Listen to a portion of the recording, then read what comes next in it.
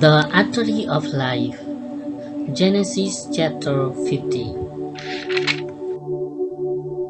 And Joseph put his head down on his father's face, weeping and kissing him. And Joseph gave orders to his servants who had the necessary knowledge to make his father's body ready, folding it in linen with spices, and they did so.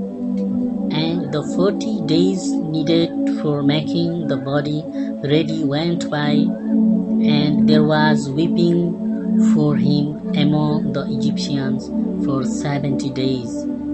And when the days of weeping for him were past, Joseph said to the servants of Pharaoh, "If now you have lot for me, say these words to Pharaoh. My father made me take an oath, saying, when I am dead, put me to rest in the place I have made ready for myself in the land of Canaan. So now let me go and put my father in his last resting place, and I will come back again." And Pharaoh said, "Go up and put your father to rest, as you gave your oath to him." So Joseph went up to put his father in his last resting place, and with him went all the servants of Pharaoh, and the chief men of his house, and all the chiefs of the land of Egypt, and all the family of Joseph, and his brothers and his father's people, only the little ones, and their flocks and herds they did not take with them from the land of Goshen.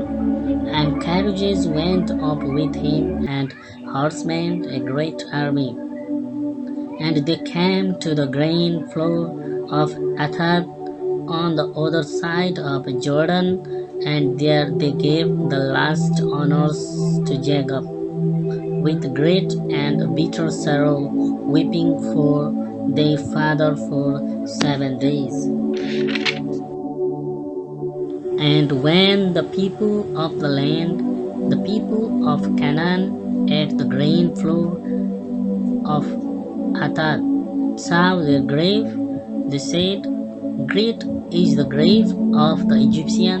So the place was named Abel Mizraim, on the other side of Jordan. So his sons did as he had given them orders to do, for they took him into the land of Canaan, and put him to rest in the hollow rock in the field of Machpelah, which Abraham got with the field for a resting place from Ephron the Hittite at Mamre. And when his father had been put to rest, Joseph and his brothers and all who had gone with him went back to Egypt.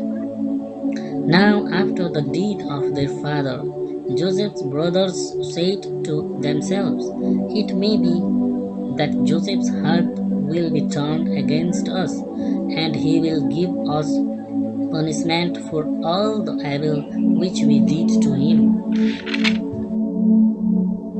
So they sent word to Joseph, saying, "Your father before his death gave us orders, saying, you are to say to Joseph, let the wrongdoing of your brothers be overlooked, and the evil they did to you.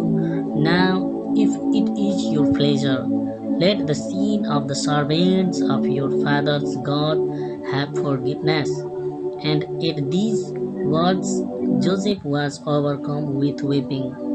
Then his brothers went, and falling at his feet, said, "Truly we are your servants." And Joseph said, "Have no fear. Am I in the place of God? As for you, it was in your mind to do me evil, but God has given a happy outcome, the salvation of numbers of people as you see today. So now have no fear, for I will take care of you and your little ones.